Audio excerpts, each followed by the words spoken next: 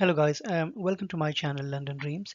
If you are looking to come to the United Kingdom as a student, then this is a must watch video for you. We will go through step by step what you need to do to apply for a student visa. If you are watching my videos for the first time, then I would request you to hit the like button and subscribe and share my videos, so this way you will not miss any of my new videos. As I mentioned in my previous video, that I will be making a series of videos for students, whether you are international or local. If you haven't watched those, I would request you to go back and see where we discuss the different topics that I will be making videos on, so you are prepared for a good career and you have all the information that you need for the real world.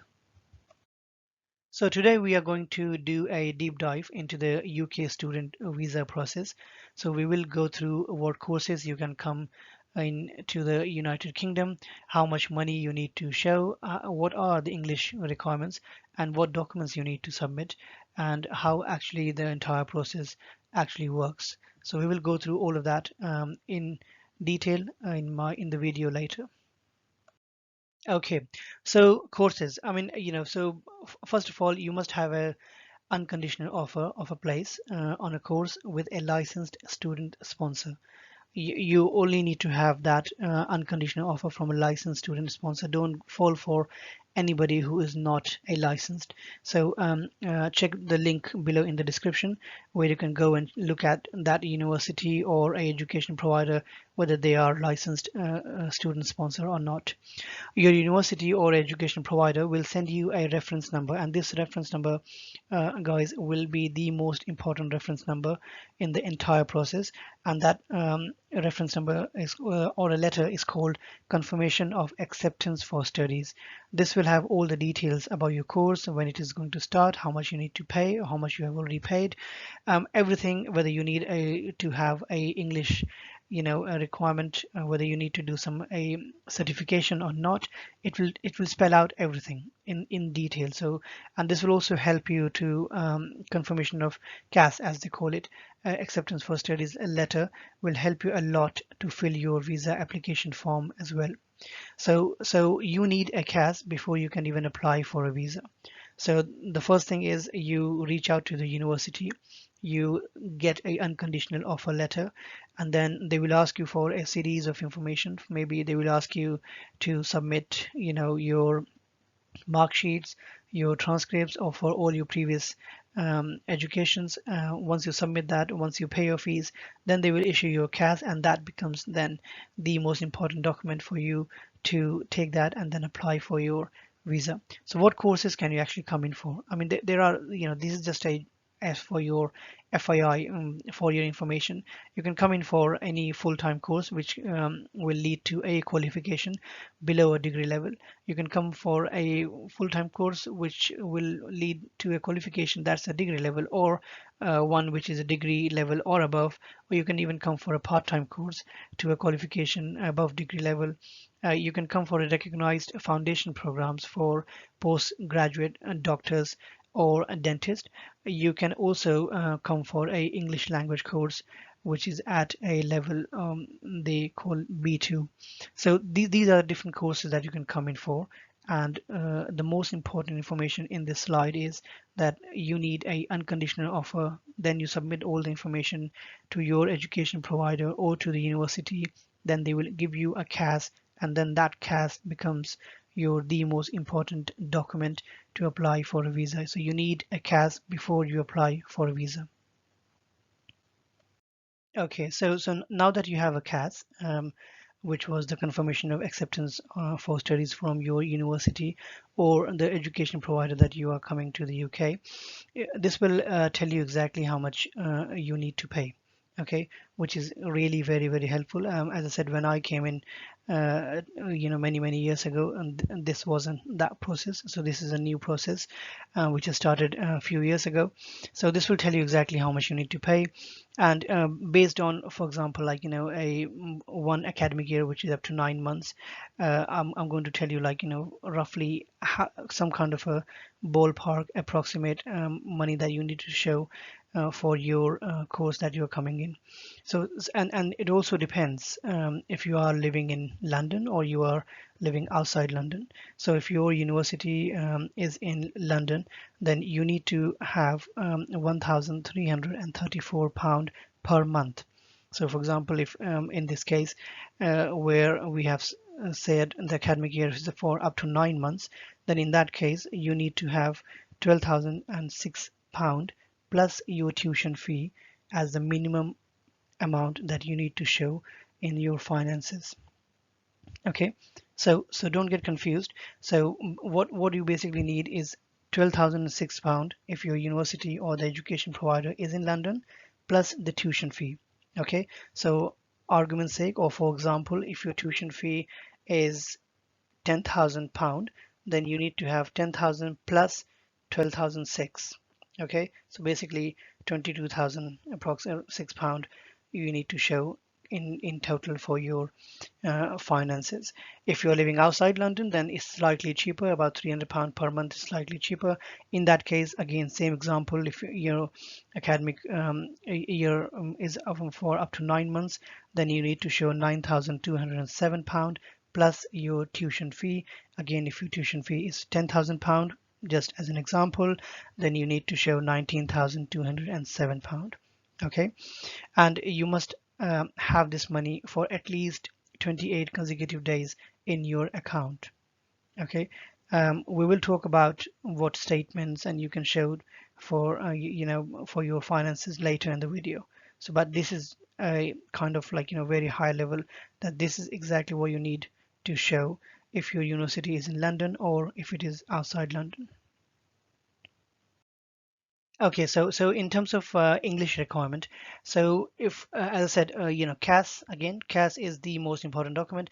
Will actually tell you if your university is actually happy with your level of your English, because as I said, when you get the unconditional offer letter, the university will then tell you, it will request you a series of documents and information from you, and based on that information they will assess whether you need to do something about your English requirement, or you don't really need to do anything in English. So for example, like you are coming here for say masters, and you have done all your previous education. So let's say you have done bachelor's in science, BSc, and you have done all your previous education and schooling all in English, then I think in that case you don't really need to do anything about your English requirement, because all your medium of instruction was in English.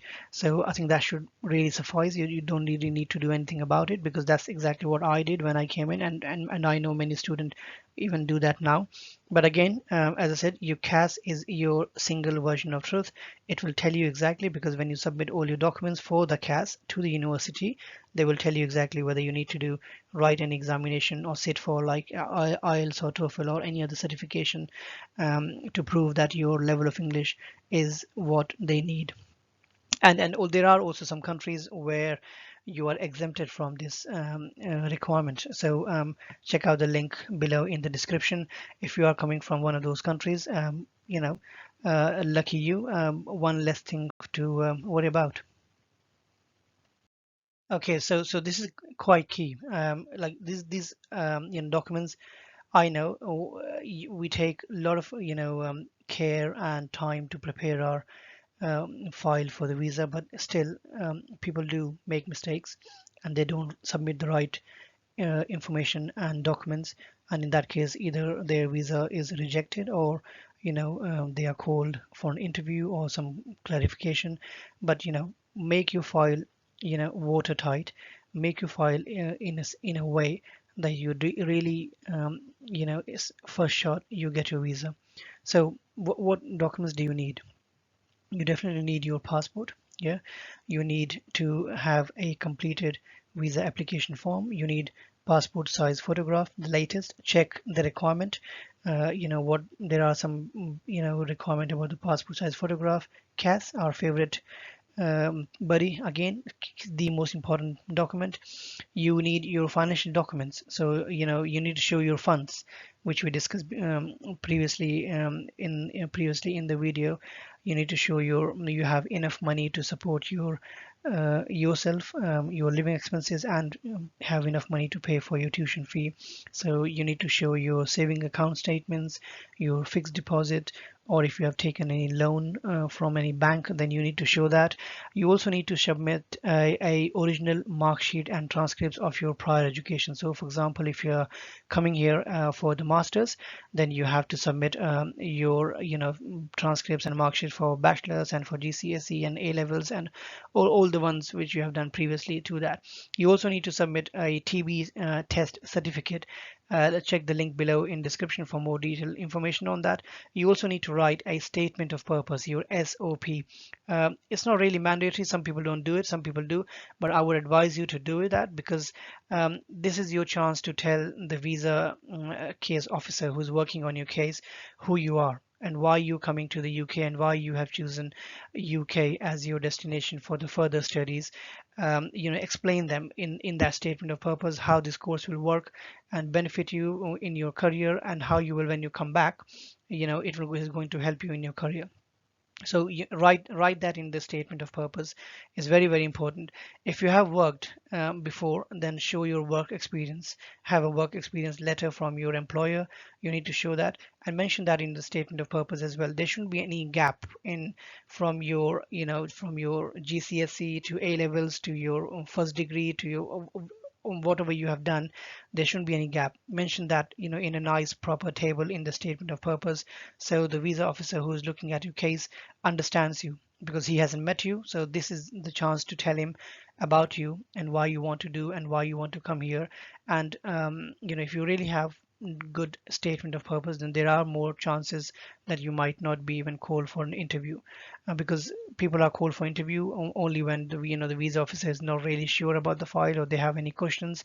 So make sure that you write a good statement of purpose. If you guys want me to write make a video on the statement of purpose, I'm happy to do that. Provide write me in the comments, and then we can maybe make just one video on the statement of purpose, what you need to include, how you need to write, how you should word it. Again, and then if you have a financial sponsor, you need to have a consent from them. If you are under 18, you need to have a consent from your legal guardian, and you also need to prove your relationship that they are your parent. And if you are ATA is called ATAS, if an academic technology approval scheme, if you're coming for one of those, look at the link below, then you need to submit that document as well. So these are these are the document, and you don't really need any other document. These are if you have prepared your file properly, then that's it. That's all you need, and it's not that complicated. Okay, so now that you have submitted your application and you have gone through and made a really good file and basically done the 80% of the work, this is just a last slide. I've just kind of like explained how the actual process actually works. So you can apply for your visa as earliest as 6 months before your course starts. The visa decision roughly takes about 3 weeks, and majority of the cases is less than 3 weeks, but in some it can take more. Your application fee is about £348 when you apply from outside the UK. If you are extending your visa, then it will cost you £475. I'm not sure really why it's more when it's inside, but there you go. You can pay via Mastercard, Visa card online. You can create a Standard Chartered bank branch. You can go and you can create a DD, or like a demand draft in favor of the British High Commission. And of course you can pay at Visa Application Center when you submit your application. You might be called for an interview. Not every student who apply for a student visa is called for an interview. As I said previously in my previous slide, that if there is any doubt, or the visa officer who's working on your case is not sure about few things, and he wants and your documents doesn't really look or convince him that you are a genuine student, or there is some genuine clarification that he's looking for, he might want to maybe call you for the interview. So not all the cases or all the students are called for interview, and you just need to submit all your, obviously application form along with all the supporting documents. Your fingerprints, or the biometric as they call it, will be done at the visa application center. You will submit your photographs, or sometimes they take it, depends on the VFS where you're going. So this is all you need to do to apply for a student visa. So guys, hopefully I think this video has made some sense and have answered your questions which you're looking for. If you really like my video, then as I said, please subscribe and like and share my videos with as many students who are, or prospective students who are planning to come to the United Kingdom. If you have any questions, if you have any comments and feedback, please do write and write them, and I will reply to as many as I can. So till then, I'll see you in the next video.